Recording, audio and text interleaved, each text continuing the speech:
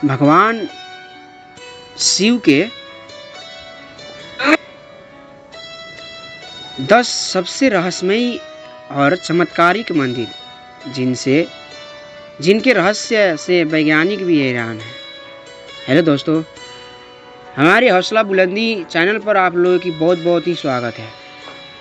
अगर आप नए हो तो हमारी चैनल को सब्सक्राइब करके बेल आइकन ज़रूर दबाइएगा। तो ऐसे ही मोटिवेशनल चैनल के लिए हमें सब्सक्राइब ज़रूर कीजिएगा।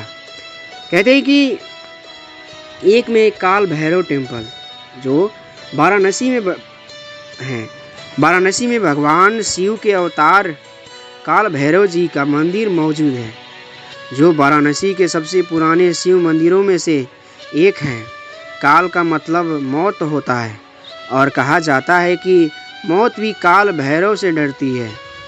काल भैरव के इस मंदिर की खास और चौंकाने वाली बात यह है कि इस मंदिर में भगवान को भोग के तौर पर मदिरा यानी शराब चढ़ाई जाती है और भक्तों को भी प्रसाद तौर पर शराब या शराब की खाली बोतल ही जाती है।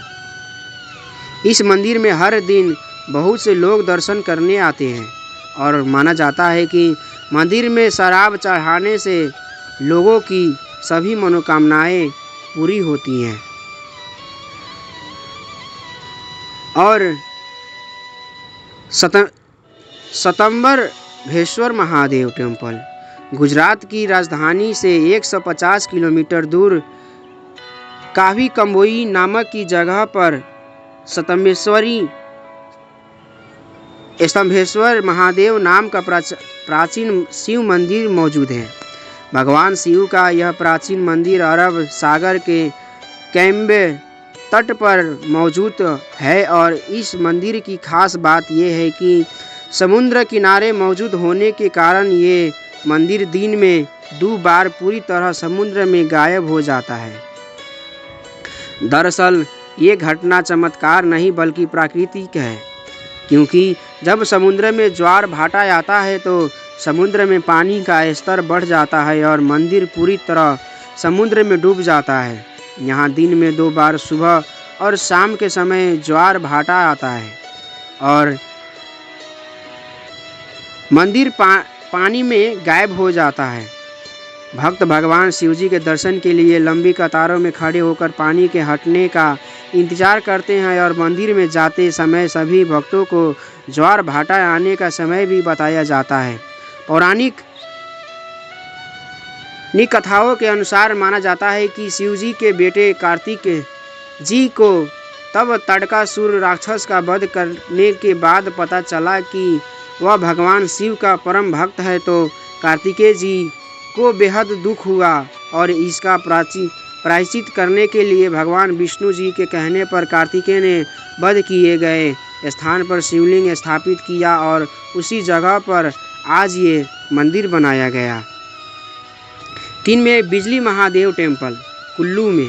बिजली महादेव मंदिर मनाली से लगभग 60 किलोमीटर और कुल्लू से 30 किलोमीटर दूर पहाड़ की चोटी पर समुद्र तल से 24 से 60 मीटर की ऊंचाई पर स्थित है।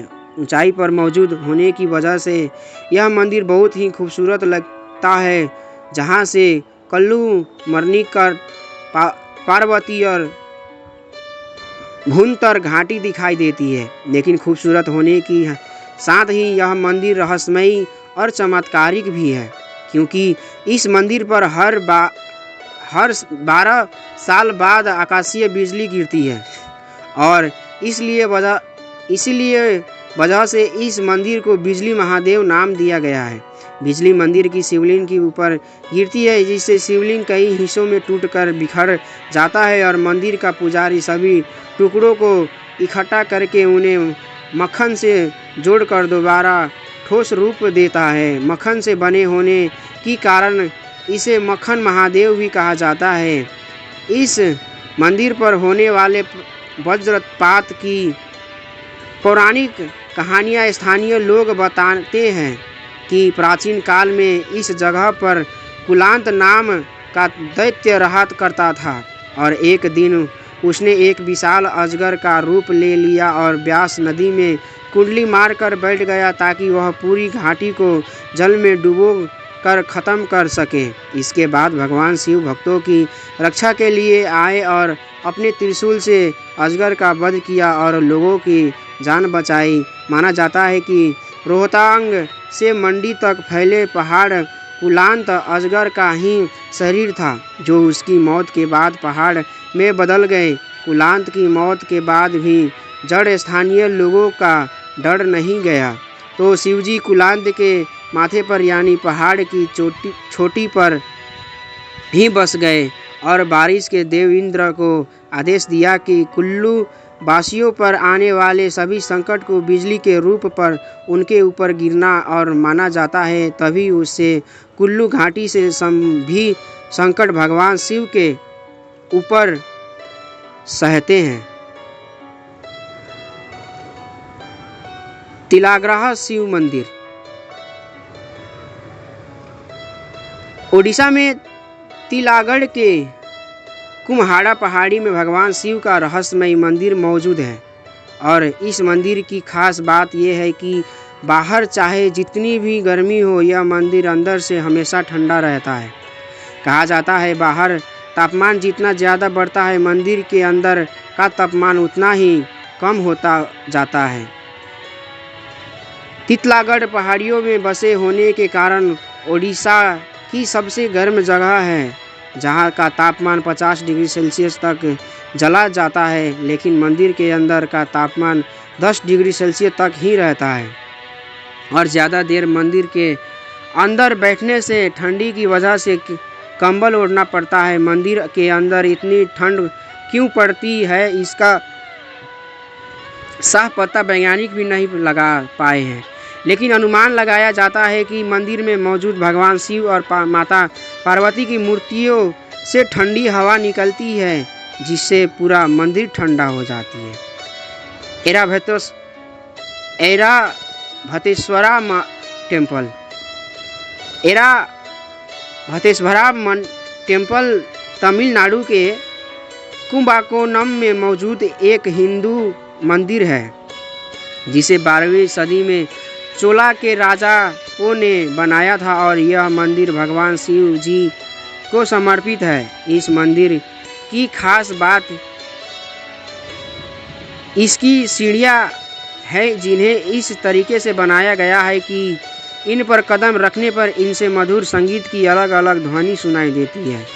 ये ध्वनि क्यों आती है और इसके पीछे का कारण क्या है, इसका साफ पता आज तक भी नहीं चला पाया है। साल 2004 के इस मंदिर को UNESCO के वर्ल्ड हेरिटेज साइट में भी जगह दी गई है। कैलाश टेम्पल। महाराष्ट्र की इलोरा की गुफाओं में मौजूद भगवान शिव का कैलाश टेम्पल एक ही पत्थर को काट कर बनाया गया हिंदुओं की सबसे बड़ा मंदिर है। कैलाश टेम्पल की खास बात मंदिर की बनावट है, जिसे सिर्फ एक ही पत्थर को तराश कर बनाया गया है, और एक ही पत्थर पर बनाई गई ये दुनिया की सबसे बड़ी आकृति है।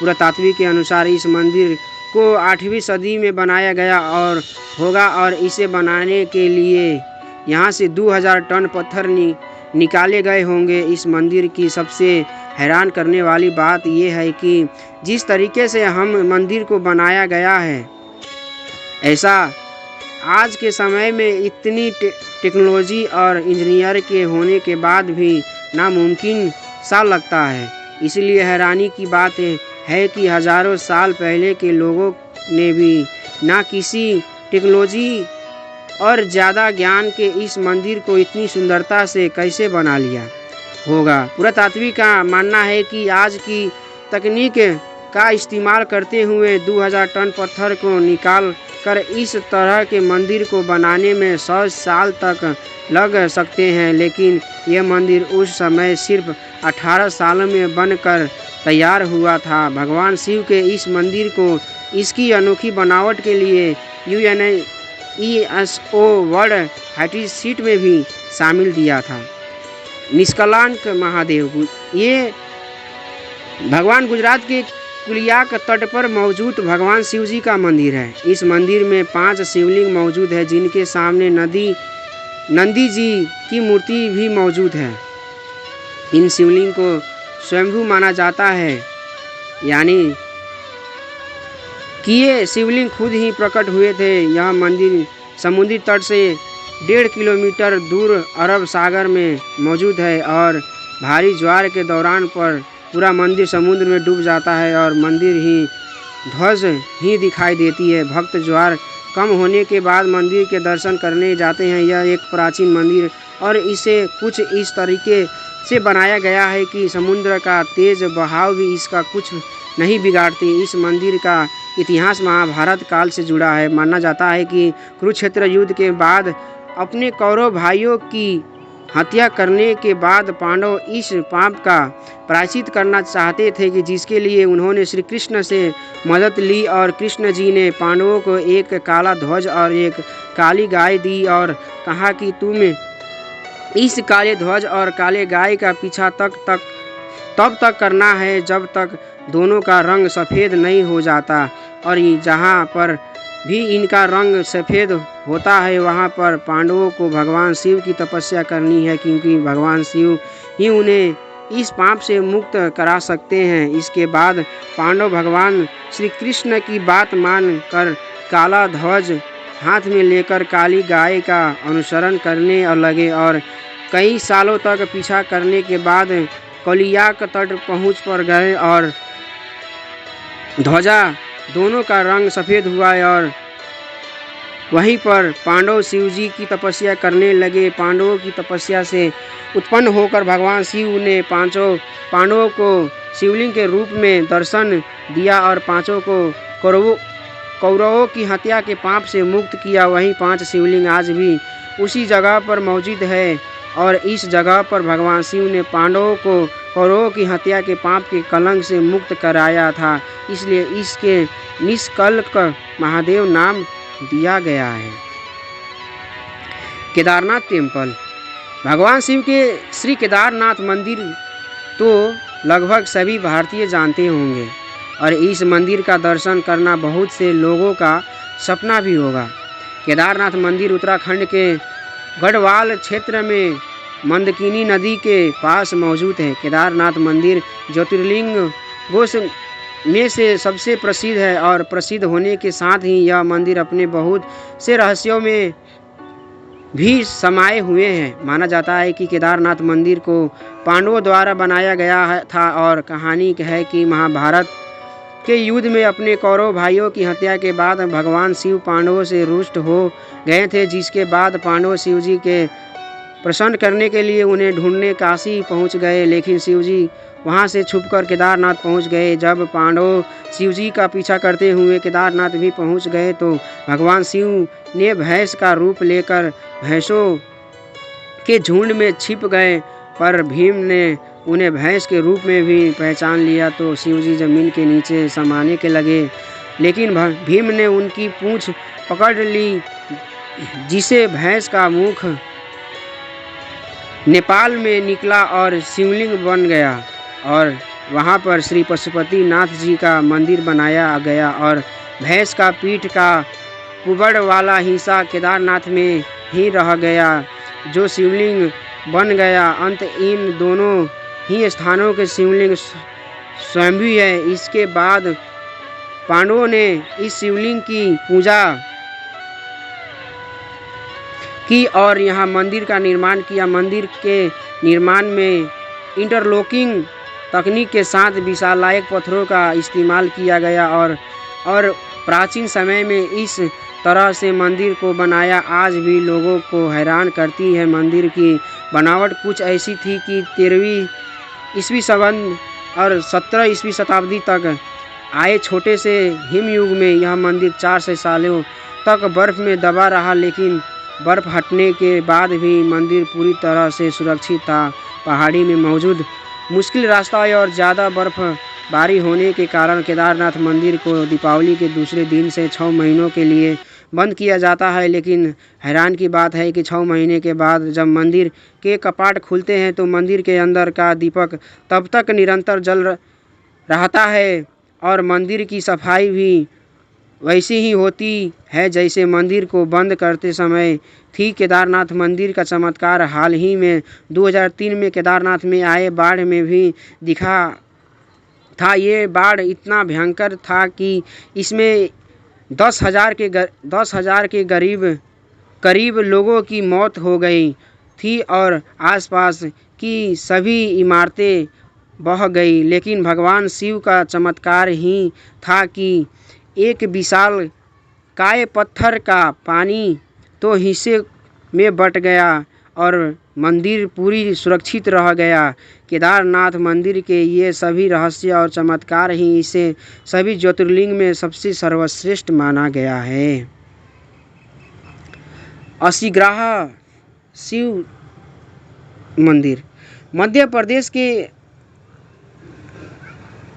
बुरहानपुर शहर में असिग्राह नामक का किला मौजूद है, जिसे माना जाता है कि 15वीं शताब्दी में आसा अहिर नाम के राजा ने बनाया था।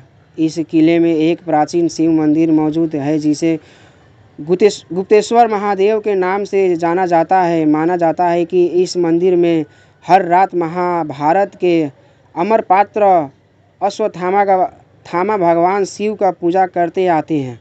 अश्वत्थामा महाभारत में कौरव के योद्धा थे और युद्ध में हुए उनके पिता द्रोणाचार्य की मौत का बदला लेने के लिए युद्ध खत्म होने के बाद अश्वत्थामा ने रात के समय पांडव पुत्रों की हत्या कर दी थी। जिसके बाद भगवान श्री कृष्ण ने अश्वत्थामा को श्राप दिया था कि कलयुग खत्म होने तक अश्वत्थामा की मृत्यु नहीं होगी और उन्हें तब तक हर तरह की बीमारी और पीड़ा से सहना पड़ेगा और उनके जख्म और दर्द भी कभी नहीं भरेंगे।